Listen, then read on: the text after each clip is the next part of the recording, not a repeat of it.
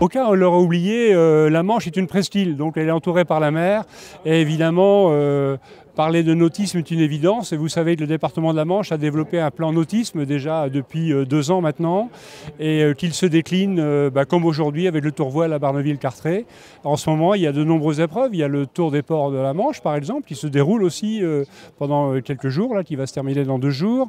Nous allons accueillir aussi d'autres épreuves. Je pense à Cherbourg avec la Dream Cup, avec le championnat universitaire. Mais là, c'est le tour-voile qu'on a eu la chance d'accueillir déjà l'an dernier à Gelouville, que nous accueillons à Barneville. Et c'est une épreuve particulièrement spectaculaire et en plus visible de la côte avec les régates qui auront lieu demain. Donc un très beau spectacle qui s'annonce. C'est comme le Tour de France, hein, on découvre le tracé pour l'année suivante. Donc là, eh bien, j'espère que ASO retiendra notre candidature pour l'année qui vient.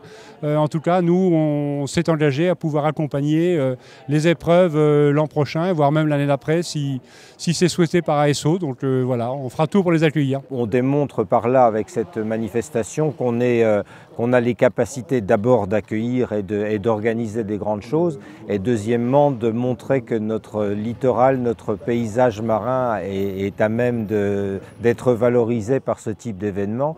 D'une part parce que on peut y pratiquer un certain nombre de choses différentes, deuxièmement parce que on a des pratiquants de haut niveau, et puis troisièmement parce que aussi ce sont des pratiquants jeunes avec une discipline qui utilise le trimaran, qui est aussi un support jeune et dynamique. Donc c'est un petit peu pour montrer que dans la Manche on est dynamique, on fait des choses jeunes et qu'on peut attirer un certain nombre de publics jeunes pour ce type d'activité. Le département a développé une politique, un plan nautisme sur 5 ans où il met en avant justement ces infrastructures, et il travaille sur la professionnalisation à la fois des infrastructures en augmentant la capacité et la qualité d'accueil, mais aussi en augmentant le professionnalisme des accueillants, des personnes qui travaillent sur les infrastructures, et en favorisant un accueil de qualité pour l'ensemble des plaisanciers d'une part, mais aussi des sportifs qui voudraient pratiquer sur notre littoral.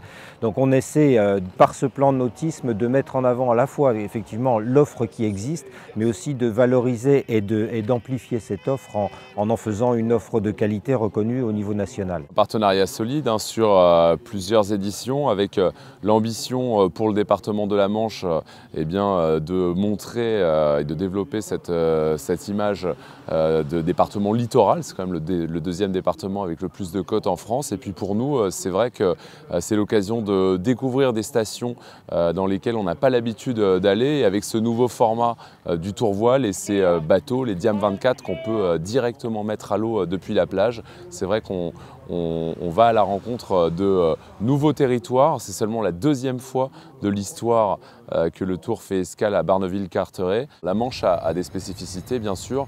Ce qui est très important en termes de navigation ici, c'est l'impact du courant.